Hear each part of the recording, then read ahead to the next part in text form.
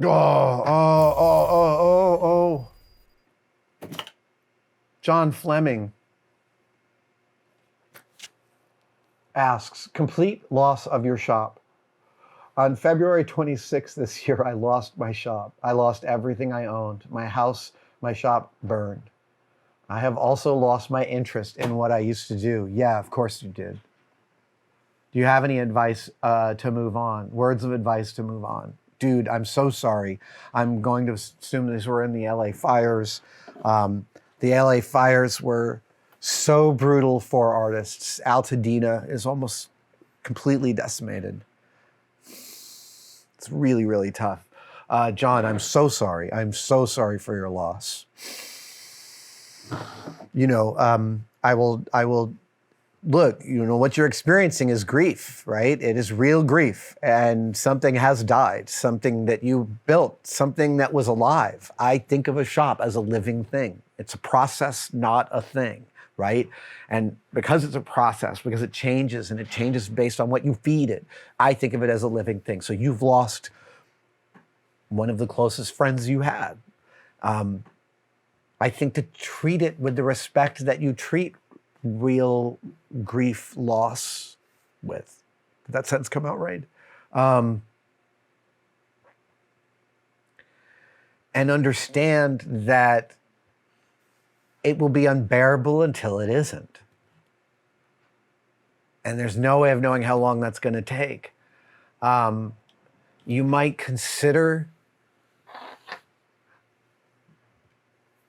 Tom Sachs says that every artist's biography has a chapter called The Fire. And ever since he said that, I've spent a lot of time thinking, like, what if I lost all this stuff? Well, like, if I lose all this stuff and nobody's hurt, it's only stuff. And I would probably have the same reaction you are. Like, I don't want to make anymore. You spend a whole life gathering this stuff. But if I lost everything here, I imagine that there would be a period of time where I would give myself all the latitude to just be where I'm at, be with the grief. And I feel like when I wanted to start to come out of that grief, I would look towards things that took me out of myself, like volunteering at a makerspace. I will tell you, I taught model making at the Academy of Art College for a couple of years in the early aughts in the automotive department. So the automotive department would give their students assignments like make tires or make a car. And it was my class that they executed those assignments in. So I taught, this was advanced model making. So I did it for like 2 years. I taught 4 classes of this. And it was mostly going around putting out fires for students while they were sitting there doing something wrong. And something wrong could be like using the same piece of sandpaper for an hour and a half, like tear a new piece of sandpaper and let them rip. But, you know, because I come from the film industry where it's all about time, and doing it fast, I'm mostly going and helping the students go faster. And being able to use my institutional knowledge to go, hey, you know this thing you're doing like this? If you turn this over and you did it like this, it happened. And they go, oh, that look, oh, the aha, bringing the aha to a student, it's a contact high, and it's a real one, and it is abiding. I would seek that contact high. Plus, you're wheeling young people into the thing that made you who you are. Because you will make again. You know, it's like you lose your partner, you don't feel like dating for a while. That is to be sure. But still may happen. I mean, it might not, you know. I am so sorry, John. My heart goes out to all of the folks in Los Angeles, the greater Los Angeles area, who lost so much. The map of Altadena, which is really the arty community of LA. And I mean, my sister lived in Mar Vista, had so many friends. And there were galleries there showing beautiful shows. All that work is gone. Oh, heartbreaking. Okay, we're doing pretty good here. Let's see if there's stuff I haven't. Oh, Thomas Esson, yes. Feels weird to get enthusiastic about another answer after that intense answer.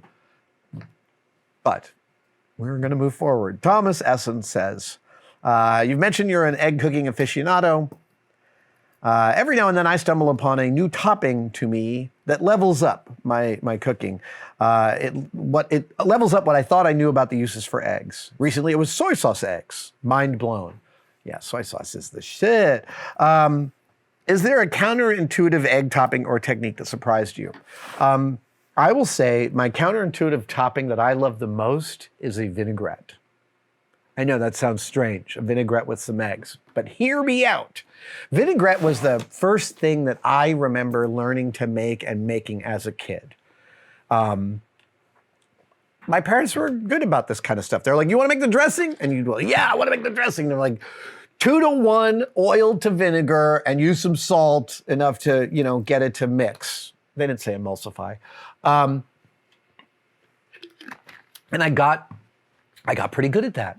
And I learned, my parents, I think my dad specifically, his vinaigrette was like little red wine vinegar, very little balsamic vinegar, normal oil, and then a little bit of olive oil to bring up some flavor.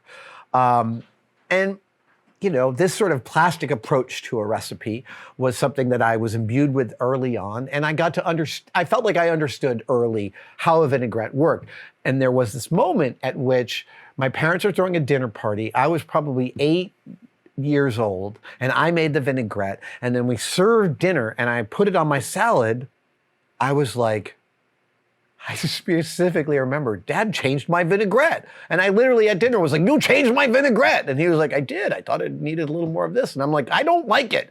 And my parents were really great about me asserting a creative point of view over the vinaigrette that my dad mucked up. I love that consciousness that they gave me that. So I have been making vinaigrettes my whole life. My current method for a vinaigrette is still 2-to-1 oil to vinegar. I use mostly good olive oil at this point, and I definitely use some really good aged balsamic in there, and often a little bit of lemon juice because I like a simple acid sometimes with a complex acid.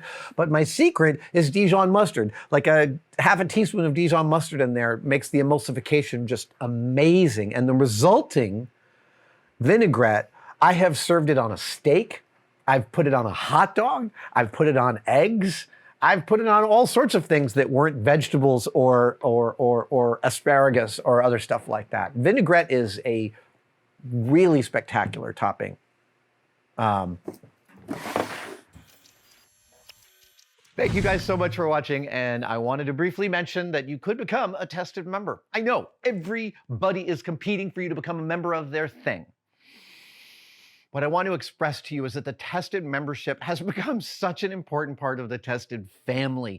We get tremendous feedback from the Tested members, and they expand the stories that we can tell and the things that we have access to. And you can become a part of it right now by clicking on the link below. See you in the chat.